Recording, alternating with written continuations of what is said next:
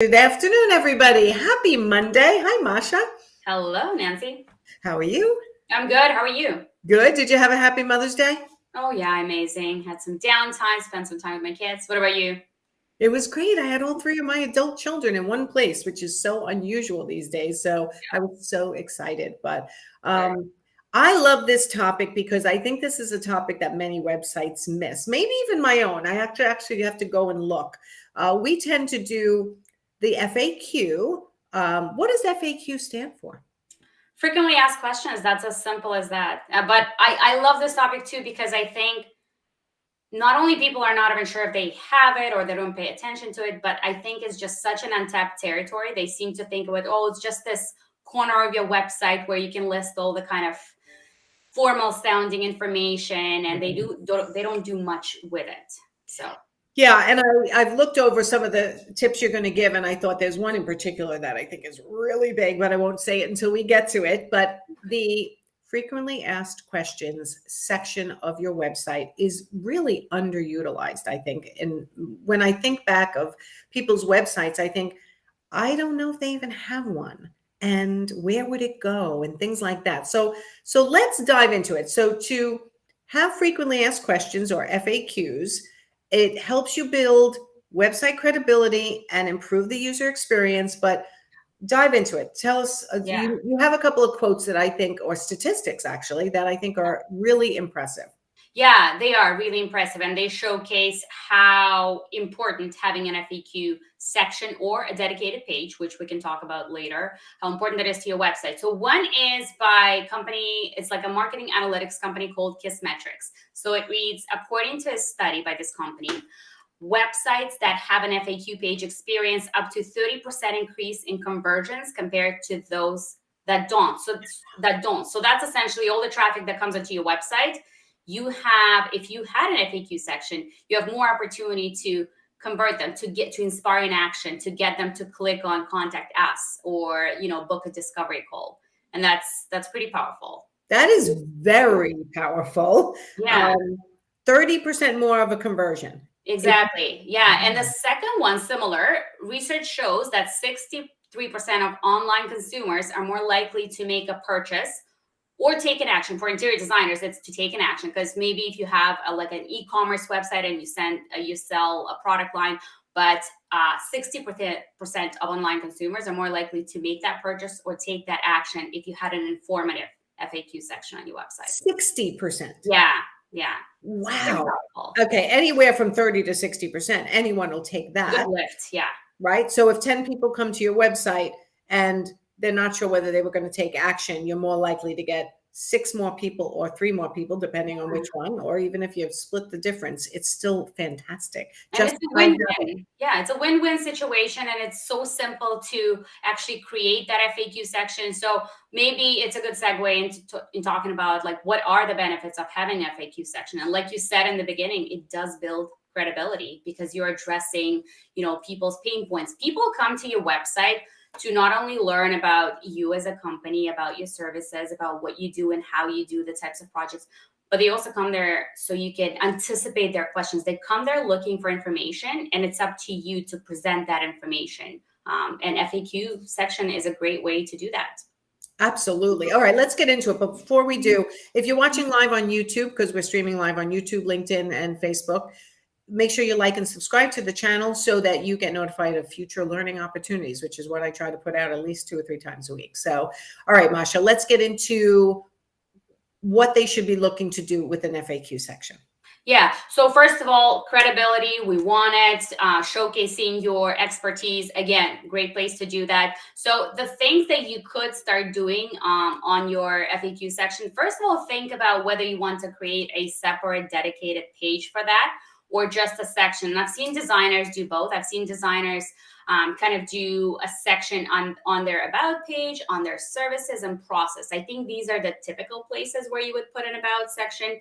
Or you could create a whole dedicated page and kind of house it in the upper navigation menu. So up to you. Both are amazing because, first of all, yes, credibility, but also SEO. Like we can't forget about SEO. That's where you input your long tail keywords. If people are searching, like a typical question would be, how much is an interior designer, right? This is what you would type into Google, and wouldn't you want your website to kind of show up? And that's where you use those long tail.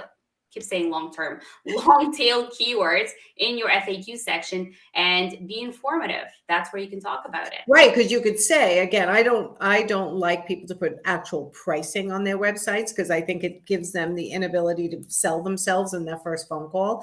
But I think if an FAQ or frequently asked questions that says how much on average does an interior design cost, it can say those words, which people will be Googling, and say it can range anywhere from one room to a full house and everything in between, which could be from this price to that price, or I have a minimum of this. Just having the words, how much does it cost to hire an interior designer on your website will get people driving to your website because of the Google. And that is, by the way, the thing that I thought was most important about the FAQ section. Yeah, because you're essentially matching the search intent, like what people want to know, and you're addressing it. And you're right. I know you don't like talking about prices, and you actually don't have to. But the way you can present an answer, because obviously the answer to that question is, well, it depends. Like it depends on so many factors. But you can showcase your expertise using that answer and explaining the different situations and what actually explaining to people, these are the factors that are, that impact the quote or the price. So definitely talk about that. So that's one of the tips that I would give. Don't be generic, like actually provide value, because people are coming there to find information. And I absolutely hate when people just provide like such a generic answers. Like, what's the point of even having that question if you're not going to go and answer that? Definitely. Yeah. Fluff is not working these days. Exactly. Yeah. So be informative, provide value. Another thing to think about is organizing and kind of providing categories to your questions. I think that mostly applies to companies that have, like, bigger companies that have a lot more FAQs. Like they have a whole series of questions on pricing. They have a whole series of questions on around timelines, like how long is a typical project and what goes into it. Another series of questions about services and process. So when you have like a large body of questions, definitely create categories. Make it easy, because at the end of the day, when people are coming there on your website, you want to provide them easy and simple access to information. So. Yeah, and even like I kind of like the idea as you're talking of putting, if you have services, you can have facts about those individual services. If you have about my team, you can have facts about your team, about the hours you work and things like that. Like you can put FAQs, like you said in the beginning, on a separate page, or you can feed them in to specific pages as well, right? Absolutely, and you should. Yeah, it all depends on what information you want to cover. But being informative and providing value is the key important thing.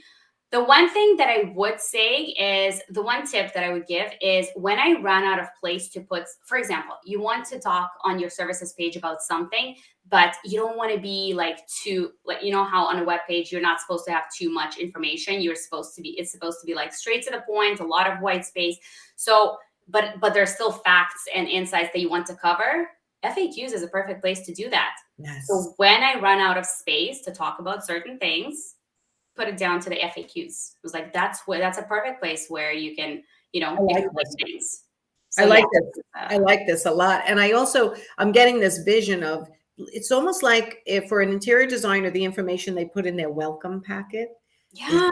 Oh, it's a great, absolutely. This is where they're answering a lot of the questions that they're anticipating the client's going to ask when they go in for the paid consult. But if they actually had some of those questions on their website, again, it's just the popular things that people want to know, which can drive people to your website, keep them there, more likely to convert them between 30 and 60%. Like, that's huge. Yeah, exactly. And I think you said a very important thing there. It's anticipating the questions. So it's not only addressing the questions that people already have, but it's anticipating them. So that's how you show up as a true professional, because you know what people want to know, you know what pain points they have, and you proactively choose to answer those questions, and this is how you're showing up as a professional. Clearly, you know your stuff, you know your processes, you know your services. So it's a good way. It's a good way to use that FAQ section. On your Yeah, even their process. So like, what is the process? What is your process for managing my project? It could be, well, we start out with a phone call, then we go to the paid consult, and then we go to this, or we go to our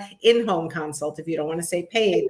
And then you can like lay it all out there, which again is just informing. I want to caution everybody though, because I see this happen and I hear this on my business helpline all the time and in my groups. Well, it says it on my website and it says it in my welcome packet, and they still, I'm like, nobody, you may think they're reading every word. All they're doing is really scanning. But some people will read every word, and it depends on the person's personality. So you have to feed different personality types, right? You got to feed the scanner and then the one who's going to read in detail. We talked about this, like right? methodical people that actually read word for word. And that's a very important detail that we talked about it, that people don't read online, they scan and they skim. But don't rely on people, even if you've laid everything out with strong headlines and everything is very skimmable and scannable, don't assume that people will still read that. Don't be worried about repeating that information in your FAQs, even though you've covered already, like, I don't know, the 5 steps to your process or the things that you would discuss in a consultation. You can definitely repeat that in the FAQs, because some people skip those sections. Some people skip, an entire page of your website and go straight to like about us page or FAQs. Right. The repetition is something I do a lot of, and it is because people need to hear it multiple times, 8 to 15 times often. They need to hear it in different ways before they absorb it, because different personality types absorb things differently. So I love that, the fact that you can repeat. And what about in the about you section? Could you do an FAQ in the about section as well? Like things people might ask about the owner? Absolutely. So the thing I like, and I've done it on a couple of projects, the thing I like to do on about page sometimes is a fun FAQ about the brand. So for example, like it doesn't have to be about your services, because you can do it in a more official manner on your services page or in your contact page or somewhere else. But on your about page, you're supposed to let your people in, to kind of allow them to get to know you. So do a fun FAQ question, like the things that you like, the things that you can't live without, I don't know, when you started your business, the certifications that you have, and inject personality, because I think we tend to think of FAQ sections as very kind of official. Yes. But it's such an untapped opportunity to actually inject your voice, like your brand voice, your personality, and even be a bit more playful. Like about page is a perfect way to do that. It's so important, Masha. I just got off with somebody who came into my Profit Insider program. And part of the reason why they're hiring me is because I've been through a divorce. And that was important to them because they had been through a divorce, right? But no one would ever think, like, put the fact that you are maybe divorced on your website. It could be, or what your favorite book is, or who is your favorite inspirational speaker, or what is your favorite song or genre of songs, like things that people, or that I have 3 adult children, like putting a little more personalization on the about page in an FAQ section could really tip somebody over the edge, like going, you know what, I want to work with that person. I want that person in my house because they understand they also have 3 young kids or something like that. Exactly. I love that. It's funny that you say that, because in my pre-qualifier form on the contact us page, the last question is, what's your favorite book? And that's my way of kind of relating to them and showing them who I am, that I'm not just old business, Yes. But the funniest responses that I get, I was like, oh my God, I love that question. And you never know what's going to resonate with people, because we're talking to so many people. You just never know what's going to resonate. It's true. So the FAQs can be fun. They can be informative. They can be on brand. They can be on any page. They can be on a separate page. And what it's really going to do, which is my favorite part of this, including FAQ sections on your website, is that it's feeding the Google beast, the SEO. Yeah, SEO, because at the end of the day, what does Google want? Google wants to know what people are asking and who's providing the most accurate information, the most valuable, the most information that actually relates to that question. And that's how they rank. That's how they rank websites. So if you have an FAQ section that's really informative, and valuable to people and what they want to know, you're probably going to be ranked higher than others that don't. Okay. All right. Any other tips on that before we give everyone an exercise to do? You know what? I did like a little thing with ChatGPT and ask them to find, ask him, her, I don't know, ask them to find like what are some of the not the most popular FAQs, because I think that's your opportunity to also stand out. So here are a couple just to inspire some ideas. How do you stay updated on the latest design trends and industry innovations?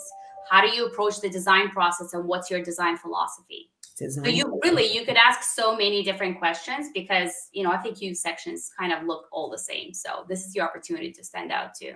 Love it. Love it. Okay. And you are a copywriter and you help people with this stuff on their website, as well as lots of other things related to the words they use in their businesses. How do they get you?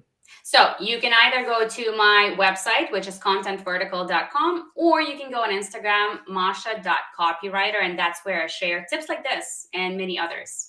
Love it. Okay. And we did provide a link in the description. So everybody go start to take notice. Here's your exercise at the end of this live. So you can take the learning we're giving you and put it into action. Start writing down the questions that clients are asking you when they first talk to you, right? What are they asking you about your process, or about you, or about your firm, or about anything related to your entire initial phone call with them? Take some of those questions and start writing them down, and look for repetition in what people are asking you every time, and find the ones that are repetitive. And maybe those are the ones that are the starting point for your FAQ section on your website. That's a great tip. I would love to see what people come up with. Yeah. And I want to say, I'm going to start looking to see if people have FAQ sections on their website, because I think we're going to start paying attention. We're going to start paying attention, because I really do think it's fantastic to feed that SEO. So, all right, among other things, and giving them confidence in who you are and connecting with you. So it does so many things. All right. So if you're just tuning in now, go back to the beginning. This is live on YouTube, Facebook business page, and LinkedIn. And of course, in my group, the Interior Design Business Forum. So Masha, thank you so much. Thank you, Nancy. Every time you teach us something new, I go and run to my own stuff and go looking to see if we're doing it well or not. But here's the beauty of this. It's running a business. It's a never ending, changing the copy on our landing pages, changing the copy on our website, changing the copy on our email and our responses. It's an ongoing process. It's not something that people just are one and done. And sometimes it's a small tweak, right? Sometimes it's anything drastic, but it's a small tweak and it changes the conversion. Exactly. So, all right, everyone. Masha and I will see you next month for our message mastery, which is all about copywriting. If you have any questions about the words you use, the copywriting you're doing on your website, or anything else, please put a comment down and tag Masha or I, and we will address it on a future live or answer it right there. Amazing. Okay? Bye. Right. Thanks, everyone. Bye. See you soon.